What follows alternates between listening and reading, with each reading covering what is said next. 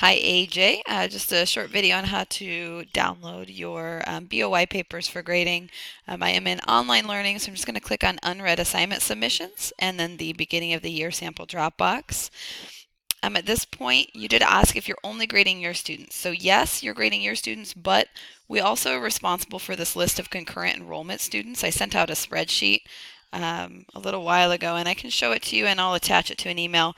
But you do need to grade also the 12th grade concurrent enrollment students. So those are students taking college level courses. And this year we just decided to do it by grade level. So you have 10, 11, 12, 14 extra students. Those can be found under concurrent enrollment students. So what you want to do is view by group, go to concurrent enrollment students, and just select each one of your concurrent enrollment students.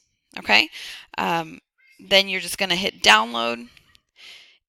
It will create a zip file for you to download. And then once you can open that, that'll be available for offline grading. Okay, so you can make a BOY folder. That's what I would do and throw those all in there. Make sure, and I'll send in an email, that you do have the BOY rubric handy because we are grading by the rubric and you'll want to have that on the flight. And that'll be pretty helpful. Last thing is I do have a spreadsheet that I record my own grades in. You know that we have to record it in the live like OneDrive folder, but you will want to have your own roster that you've downloaded that you can then add the elements of the rubric. So I mirrored the elements of the rubric as in organization, ideas, language, and the conventions. And then it does auto sum for me because that's a lot easier.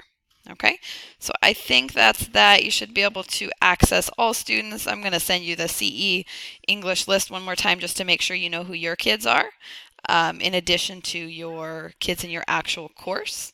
If you haven't grouped your students yet, again, that makes it a lot easier because then when you go to groups,